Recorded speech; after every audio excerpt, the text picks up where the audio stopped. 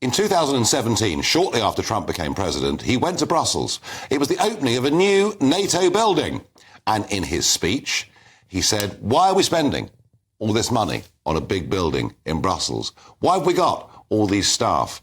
And why are only 5 of you, out of what was then 28 members, why are only 5 of you paying the 2% membership fee? You are delinquents. And he left them with a feeling that maybe America wouldn't come to their aid.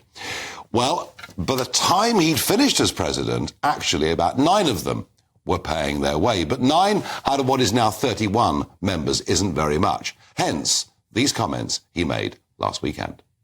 The Secretary General Stoltenberg, well, I don't know if he is anymore, but he was my biggest fan. He said all these presidents came in, they'd make a speech, they'd leave, and that was it. And they all owed money, and they wouldn't pay it. I came in, I made a speech, and I said, you got to pay up. They asked me that question. One of the presidents of a big country stood up and said, well, sir, if we don't pay and we're attacked by Russia, will you protect us? I said, you didn't pay? You're delinquent? He said, yes, let's say that happened. No, I would not protect you. In fact, I would encourage them to do whatever the hell they want. You got to pay. You got to pay your bills. Now, of course, everyone's gone absolutely potty. Donald Trump has encouraged Russia to invade NATO members. No, that's Donald Trump making a point. That's Donald Trump causing outrage. That's Donald Trump trying to get a response. Now, a combination of that speech and also, what is happening in Ukraine, saw a statement from NATO today saying that now 18 of the 31 are going to pay their 2%. And my point is, however outrageous you may think some of Trump's comments, actually, he's got a point. Because if we're going to have mutual military support in this club, people, I think, need to play by the rules. Be keen to get a view from Colonel John Hughes-Wilson, former military intelligence officer and previous advisor to NATO's international political staff. John, his style is not everyone's cup of tea, but he does have a point, doesn't he? He does indeed. And I know he's caused a great upset to a lot of people. But if you decode the diplomatic language carefully, Nigel, he's not talking to Putin at all. He's talking to NATO. And basically, he's saying in very simple, blunt, very Trump language, cough up. You can't hide behind America's skirts because we've got problems of our own. And I take the point one stage further. America is now embroiled in Gaza, Ukraine, they've got an emergent China, the Middle East, and big problems, expensive problems on the Mexican border. How long is Joe Schmo, and you know America better than I do, how long is Joe Schmo in Idaho going to fork out to pay for NATO?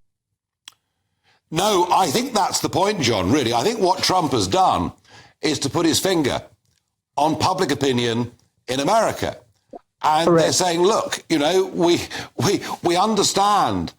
We understand the world. We think of ourselves as leaders of the world, and we're prepared to do that. But please don't take the mickey out of us. And I think that's where Trump is. That's where Trump's politics is quite clever. But I wonder, John, just looking at this situation, you mentioned the international problems that are happening and may happen in short order. Who knows? Seems to me, our 2%, we are now at 2%.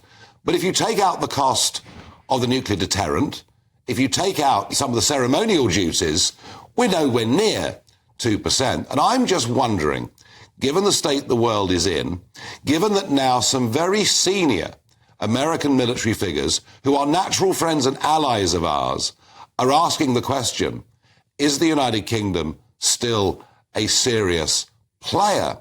And I say this ahead of the budget, which is coming, of course, on the 6th of March.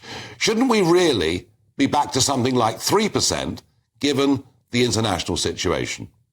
I think that's absolutely right. And the problem is, as Peter Hitchens said in one of the earlier programs, that if you do that, you can't borrow money now because we're bankrupt as a country, as near as damn it.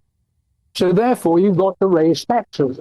No one's going to vote for raising taxes, which means you have to take some money away from the internal government budget.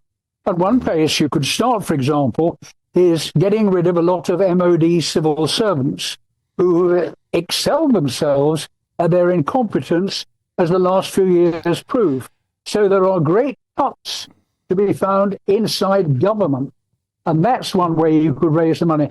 But certainly we need to spend a lot more money on defense because, Nigel, defense is an insurance policy. And as Trump got it right, you don't pay the premiums, you don't get covered when the emergency comes. Well, I think that's a very, very good, clear point, John. And thank you very much for contributing to this debate.